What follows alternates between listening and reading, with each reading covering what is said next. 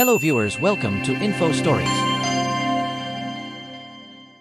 The lithium reserves discovered in Afghanistan, or the search for rare earth elements with China's help, have left the world astonished.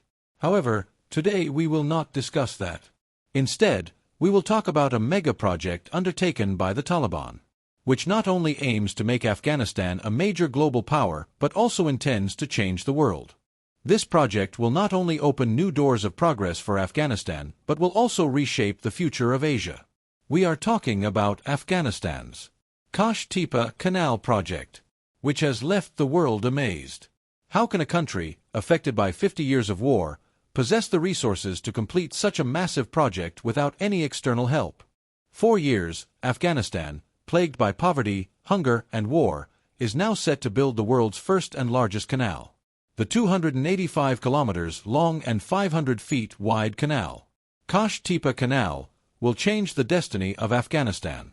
The Afghan government has not sought any assistance, equipment, or engineering teams from anyone to build this canal. Just a few days ago, nearly 250 kilometers of the canal had already been excavated.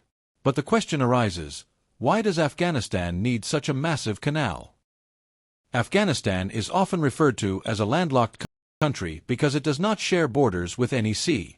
It is surrounded by Pakistan, Iran, Tajikistan, Uzbekistan, Turkmenistan, and China. This geographical limitation has always made Afghanistan a victim of water scarcity. The northern regions of Afghanistan, in particular, face severe water shortages, and the situation worsened after the war between the US and Afghanistan. Therefore, it was decided to build a 285 kilometers long canal to irrigate all those areas suffering from drought due to water scarcity. Through this project, 5.5 million acres of dry and barren land will be transformed into lush green fields where wheat, rice, and other crops will be cultivated.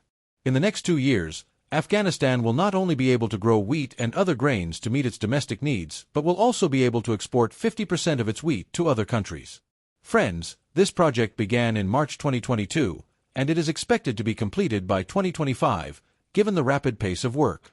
When the project started, people doubted that Afghan engineers lacked the expertise and technology to complete such a massive project. However, today the world is amazed to see how Afghan engineers are skillfully and efficiently completing this project. The project has been divided into 3 phases. In the first and second phases, the excavation of the canal, which has already reached 250 kilometers, is being carried out. For this purpose, 200 local contractors have been selected, and 7,000 cranes and bulldozers have been mobilized for the excavation work. The surprising fact is that these bulldozers and machinery are not modern equipment imported from major countries, but are vintage machines from the 1960s. What's even more astonishing is how skillfully they are using this machinery for their purpose. All the work is being carried out in a planned and systematic manner. Trucks line up in a queue, and upon the engineer's signal, the cranes dump soil into them. When the engineer gives the OK signal, the trucks carry the soil away. Moving such a large amount of soil from one place to another was a challenging task, but Afghan engineers found a brilliant solution. They started dumping the soil on the canal's boundaries. Instead of constructing the canal's boundaries with concrete or cement, they proposed using the soil excavated from the canal itself. This approach had 2 benefits. First, it eliminated the hassle of transporting the soil elsewhere, and second, it saved the additional cost of concrete boundaries. Moreover, the soil-based boundaries will absorb water better than rocky terrain, and vegetable crops will be cultivated on these boundaries.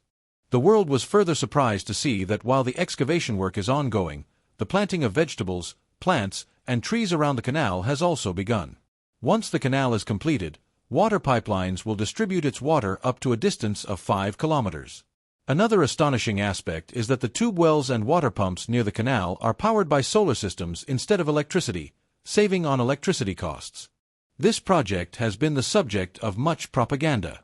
Some people claimed that Afghan engineers lack the expertise and talent to handle such a project, while others alleged that local contractors are not being paid on time. However, there is no truth to these claims. Observers note that if contractors were not paid on time, the work would not have progressed at such a rapid pace. This project is a milestone for Afghanistan's progress and prosperity. With its help, the Taliban will transform dry and barren lands into lush green fields. Within a few years, Afghanistan will completely overcome hunger and poverty. Local people are extremely happy with the government's initiative because their fields will be irrigated, and they will become self-sufficient. Moreover, the income generated from exports will be spent on other major projects in Afghanistan. It is also being said that if Afghanistan continues to work at this pace, it will emerge as a major agricultural country on the world map in the coming years. Many countries will be compelled to recognize Afghanistan's achievements, and in a few years, Afghanistan will stand alongside the world's major powers.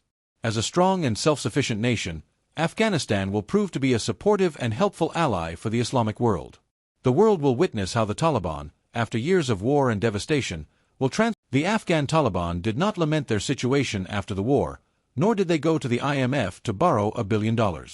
Instead, they faced their circumstances with courage and utilized their existing resources wisely to set their country on the path of progress. They distanced themselves from corruption and worked tirelessly for the welfare of their people. On one hand, we see Afghan engineers skillfully and diligently working with old machinery, and on the other hand, we see them bowing in prayer to Allah in the scorching heat of barren lands.